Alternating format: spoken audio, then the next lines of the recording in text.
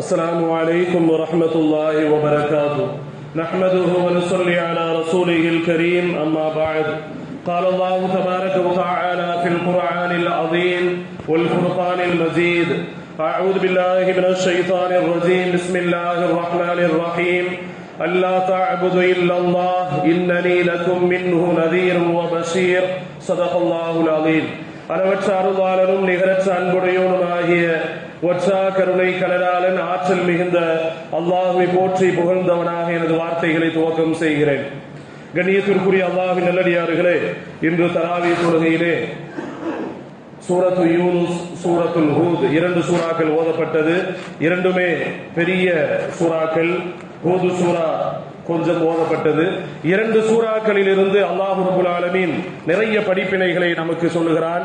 குறிப்பாக இந்த இரண்டு சூறாக்கள் சொல்லக்கூடிய படிப்பினை என்னவென்றால், வணக்கத்திற்குரியவன் அல்லாஹ்வை அன்றி வேறு யாரும் இல்லை. நிச்சயமாக ஒருபோதும் எந்த சூழ்நிலையிலும் இணை வைத்தல் என்பது ஆகாது.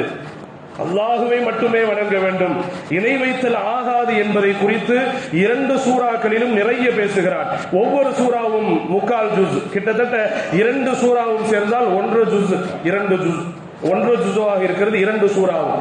அதிலும் குறிப்பாக முதல் சூரா சூரத்து யூனுஸை பார்க்கிற பொழுது அந்த யூனுஸ் சூறாவிலும் அல்லாஹ் இணை வைக்க கூடாது என்பதை குறித்து நிறைய ஆயத்துகள் வருகிறது. அதோடு சேர்த்து யூனுஸ் நபி அவருடைய வரலாறும் சுருக்கம் வருகிறது. அதை நான் சுருக்கமாக உங்களிடத்தில் கூற ஆசைப்படுகிறேன். யூனுஸ் நபி அவர்கள் ஈராக் தேசத்திலே தஜ்லா நதிக்கரையோரம் நைனுவா என்ற ஒரு ஊர், அந்த ஊரிலே கிட்டத்தட்ட 1,00,000 பேர் இருக்கிறார்கள். அந்த ஊருக்கு நபியாக அனுப்பப்பட்டவர்கள் தான் யூனுஸ் அலைஹிஸ்ஸலாத்து வஸ்ஸலாம் அவர்கள். எப்படி என்றால், நிறைய நபிமார்கள், எல்லா நபிமார்களுமே ஒரு தேசத்திற்கு, ஒரு நாட்டிற்கு நபியாக அனுப்பப்பட்டிருப்பார்கள். ஆனால் யூனுஸ் நபி அவர்கள் ஒரு ஊருக்கு நபியாக, அந்த ஊர்ல 1,00,000 பேர் அவங்களுக்கு அல்லாஹ்வை பற்றி எடுத்து சொல்லிக் கொண்டிருக்கிறார்கள். அந்த மக்கள் எல்லாம் இணை வைத்து வாழ்ந்து கொண்டிருக்கிறார்கள். பல ஆண்டுகள், கிட்டத்தட்ட 30 வருடங்கள் அந்த மக்களுக்கு அழைப்பு கொடுக்கிறார்கள் யூனுஸ் நபி அவர்கள். அந்த மக்கள் ஏற்பதாக இல்லை. ஒரு கட்டத்திலே யூனுஸ் நபி அவர்கள் நிராசை அடைந்து விடுகிறார்கள். இனிமேல் இந்த மக்கள் ஏற்றுக்கொள்ள மாட்டார்கள், வேறு வழி இல்லை, அல்லாஹ்விடத்தில் சொல்லிவிடலாம், இவர்களை அழித்து விட சொல்லலாம் என்று அல்லாஹ்விடத்திலே சொல்லுகிறார்கள். இறைவா, இந்த மக்களுக்கு 30 வருடங்களாக நான் அழைப்பு பணி செய்து விட்டேன், இவர்கள் திருந்துவதாக இல்லை, இவர்களை அழித்து விடு என்று அல்லாஹ்விடத்திலே சொல்லுகிறார்கள். அல்லாஹும் அதுபோன்று ஒரு 30 நாளிலே அவர்களை நான் அழித்து விடுகிறேன் என்று அல்லாஹ் சொல்லிவிடுகிறார். அந்த மக்களிடத்தில் அதையும் சொல்கிறார்கள், இனியும் 30 நாள் 40 நாளில் நீங்கள் அழிந்து போய் விடுவீர்கள் என்று யூனுஸ் நபி அவர்கள் அந்த மக்களிடத்திலே சொல்கிறார்கள். அந்த மக்கள் அப்பொழுதும் ஒரு கேலி கிண்டல் செய்தார்கள். ஒரு கட்டத்தில் என்ன ஆனது என்றால், நாட்கள் நெருங்கி விட்டது, அந்த இறைவன் தண்டனை இறக்கக்கூடிய நாள் வந்துவிட்டது. மேகங்கள் எல்லாம் கருமேகங்கள் சூழ்ந்து விட்டது. மக்கள் எல்லாம் பயந்து போய்விட்டார்கள். ஆனால் யூனுஸ் நபியை அல்லாஹ் சொல்லிவிட்டான், வேதனை இறங்குவதற்கு முன்பாக நீங்கள் ஊரினுடைய எல்லையில் போய் இருந்து கொள்ளுங்கள் என்று சொல்லிவிட்டார். யூனுஸ் நபி ஊரினுடைய எல்லைக்கு போய்விட்டார்கள். இங்கு வேதனை இறங்க போகிறது. அந்த மக்கள் எல்லாம் பயந்து போய், யூனுஸ் நபி சொன்னார்களே அது உண்மைதான், அந்த இறைவனை தான் நாம் ஏற்றுக்கொள்ள வேண்டும் என்று பயந்து போனவர்கள் அனைத்து மக்களும், அந்த 1,00,000 பேரும் ஒரு திடலிலே ஒன்று கூடுகிறார்கள். ஒன்று கூடி தங்களுடைய இறை வைத்து வாழ்ந்ததற்காக அல்லாஹ்விடத்திலே தௌபா செய்கிறார்கள். அல்லாஹ் அவர்களை மன்னித்து விட்டார். பொதுவாகவே வேதனை வந்த பின்பு பாவ மன்னிப்பு தேடினா அல்லாஹ் மன்னிக்க மாட்டார். வேதனை வர்றதுக்கு முன்னாடி, அந்த வேதனை இறங்குவதற்கு முன்பாக அவர்கள் தௌபா செய்தார்கள், அவர்கள் அல்லாஹ் மன்னித்து விட்டார். இப்பொழுது யூனுஸ் நபி ஊரினுடைய எல்லையில் இருக்கிறார்கள். வானத்தை பார்க்கிறார்கள், கருமேகம் சூழ்ந்தது, திடீரென்று கலைந்து விட்டது. என்ன சூடான காற்று வந்தது, நெருப்பு மலையை அல்லாஹ் பொழிவான் என்று வாக்குறுதி கொடுத்தான். நாமும் அந்த மக்கள்கிட்ட சொன்னோம், இப்ப நம்ம அந்த ஊருக்கு போனோம்னா நம்ம பொய்யர்கள் என்று சொல்லிவிடுவார்களே, குளிர் காத்து வர ஆரம்பித்து விட்டது, மேகம் எல்லாம் கலைந்து விட்டது என்று அல்லாஹ் இதை நடத்த மாட்டான் என்று நினைத்தவர்கள் உடனே பொறுமை இழந்து விட்டார்கள். கோபம் வந்தது யூனுஸ் நபிக்கு. வேகமாக கடலை நோக்கி பயணம் செய்தார்கள். கடல் கரையில ஒரு கப்பல் நின்றது. அந்த கப்பல் ஏறினாங்க. கப்பல் ஏறி எங்காவது ஊரு விட்டு போயிடலான்னு போறாங்க. போய் கொண்டிருக்கின்ற பொழுது அந்த கப்பல் நடுக்கடலிலே நின்று விடுகிறது. அன்றைக்கு வளமை என்னவென்றால், கப்பல் கடலில் போய் கொண்டிருக்கின்ற பொழுது நின்று விட்டால் அந்த கூட்டத்தில் யாரோ ஒருத்தர் எஜமானருக்கு கட்டுப்படாமல் இருக்கிறார், ஒரு பாவி இருக்கிறார், அதனால்தான் கப்பல் நின்றுவிடும். ஒரு சீட்டு குலுக்கி போடுவார்கள், யாருடைய பெயர் வருகிறதோ அவர்தான் அந்த பாவி, அவரை கடலுக்குள் தள்ளிவிட வேண்டும். அது அன்றைக்கு வளமை. அதுபோன்று சீட்டு குலுக்கி போடுகிறார்கள், யூனுஸ் நபியினுடைய பெயர் வருகிறது, பார்ப்பதற்கு நல்லவராக இருக்கிறார், இவரை எப்படி கடலுக்குள் தள்ளிவிடுவது என்று திரும்ப திரும்ப சீட்டு போட்டு பார்க்கிறார்கள், வேற பேர் வரட்டும் என்று பல முறை போட்டு பார்த்தாலும் யூனுஸ் நபியினுடைய பெயர் தான் வருகிறது. யூனுஸ் நபி பார்த்தார்கள், நீங்கள் யாரும் குதிக்க வேண்டாம் என்று சொல்லி அவர்கள் குதித்தார்கள் கடலுக்குள். கடலுக்குள் குதித்தார்கள், ஒரு பெரிய மீன் அவர்களை விழுங்குகிறது. அந்த மீன், அல்லாஹ் உத்தரவு போடுகிறான், மீனே அவர் உனக்கு இறை அல்ல, உன்னுடைய வயிறு அவருக்கு சிறை, அவரை நீ உண்ணக்கூடாது என்று அல்லாஹ் கட்டளை போடுகிறான். யூனுஸ் நபி அவர்கள் மீனுடைய வயிற்றுக்குள்ளே கிட்டத்தட்ட 40 நாட்கள் தஸ்பீஹ் செய்து தொழுது அழுது அல்லாஹ்விடத்திலே கண்ணீர் வடித்தார்கள். நிச்சயமாக இறைவா, நான் கோபப்பட்டு விட்டேன், நான் பொறுமை இழந்து விட்டேன், என்னை மன்னித்து விடு என்று லா இலாஹா இல்லா அன்த சுப்ஹானக இன்னி குன்து மினல் ஸாலிமீன் என்ற தஸ்பீஹ் அதிகமாக ஓதுகிறார்கள். அது நீண்ட வரலாறு. அல்லாஹ் அப்படி அவர்கள் என்ன செய்கிறான் என்றால், மன்னித்து அவர்களை விடுதலை செய்கிறான்.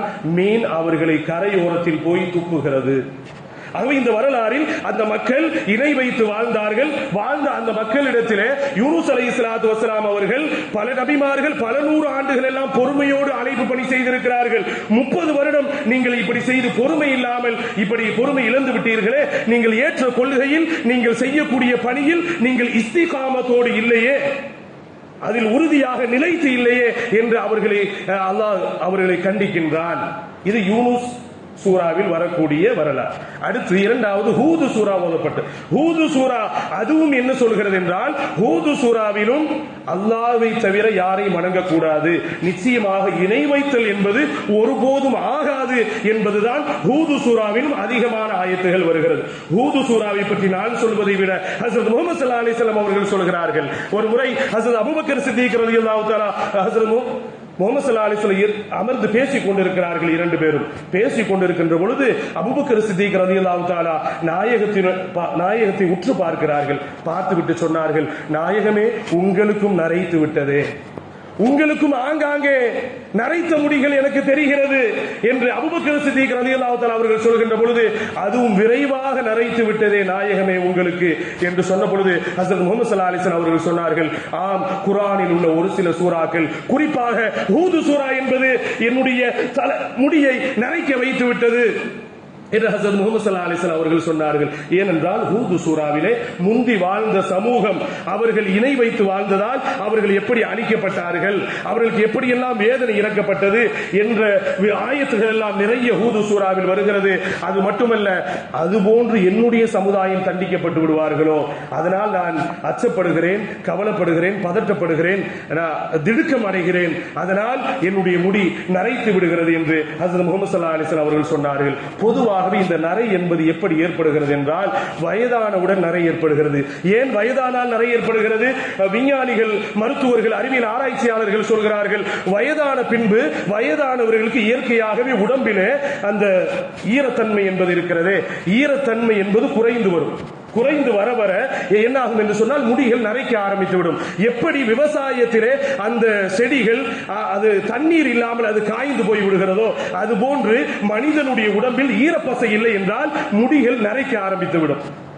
அதுபோன்றுதான் வாலிப வயதிலும் சிலருக்கு இளநரையும் வரும் இல்லையா? இளநரை என்று சொல்லும், வயதாக எனக்கெல்லாம் இளநரை என்றுதான் சொல்வார்கள். இளநரை அதுவும் ஏன் வருகிறது என்று சொன்னால், அந்த வாலிப வயதில் கூட உடலில் அந்த ஈரத்தன்மை என்பது குறைகின்ற பொழுது, கவலைப்பட்டால் ஈரத்தன்மை உடலில் குறையும், பதட்டப்பட்டால் உடம்பில் ஈரத்தன்மை குறையும், திடுக்கிட்டால் உடம்பில் ஈரத்தன்மை குறையும், பயப்பட்டால் உடம்பில் ஈரத்தன்மை குறையும். ஆகவே ஹஜ்ரத் முஹம்மது ஸல்லல்லாஹு அலைஹி வஸல்லம் அவர்கள் சூரத்துல் ஹூதை பார்க்கிற பொழுது, ஓதுகிற பொழுது அவர்கள் பதட்டப்படுகிறார்கள், திடுக்கம் அடைகிறார்கள், கவலைப்படுகிறார்கள். அதன் காரணமாக அவருடைய முடியிலே, தாடியிலும் தலையிலும் ஆங்காங்கே ஒரு சில முடிகள் நரைத்ததை பற்றி அவர்கள் சொல்லுகிறார்கள். ஆகவே சூரத்து யூனுஸாக இருக்கட்டும், சூரத்துல் ஹூதாக இருக்கட்டும், 2 சூறாவிலும் இணை வைத்தல் என்பது ஒருபோதும் ஆகாது ஒரு விஷயம். இரண்டாவது, எந்த சூழ்நிலை எவ்வளவு கவலைகள் சோதனைகள் வந்தாலும் பொறுமையாக இருக்க வேண்டும் என்பது இரண்டாவது. மூன்றாவதாக நாம் செய்யக்கூடிய அமல்களில் ஏற்றிருக்கக்கூடிய கொள்கையில் இஸ்திகாமத்தோடு இருக்க வேண்டும், உறுதியாக நிலைத்து இருக்க வேண்டும் என்ற மூன்று விஷயம்தான் யூனுஸ் நபியினுடைய வரலாறிலும் அந்த மூன்றும் தான் படிப்பினையாக கிடைக்கின்றது. சூரத்தில் ஹூதிலும் அப்படித்தான். ஆகவே இந்த மூன்று விஷயங்களிலும் நாம் பேணுதலோடு இருந்தோம் என்றால் அல்லாஹ் ரப்பல் ஆலமீன் மகத்தான கூலிகளை நமக்கு வழங்குவான். இந்த மூன்று விஷயங்கள் இணை வைத்தல், அதாவது பொறுமையாக இருத்தல், இஸ்திகாமத்தோடு இருத்தல், இந்த மூன்று விஷயத்தில் பேணுதலோடு இருப்பதற்கு அல்லாஹ் ரப்பல் ஆலமீன் அருள் புரிவானாக. இந்த ரமதான் மாதத்தில் நாம் செய்து கொண்டிருக்கிற அமல்களினால் அல்லாஹ் ரப்பல் ஆலமீன் நம்முடைய ஹலாலான ஹாஜத்துகள் அனைத்தும் நிறைவேற்றி தருவானாக.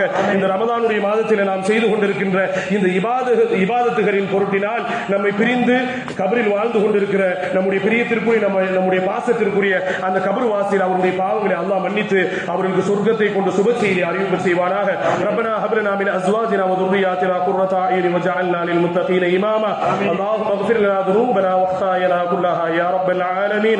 ربنا آتنا في الدنيا حسنة وفي الآخرة حسنة وقنا عذاب النار. وصلى الله تعالى وسلم على خير خلقه سيدنا محمد وعلى آله وصحبه أجمعين والحمد لله رب العالمين.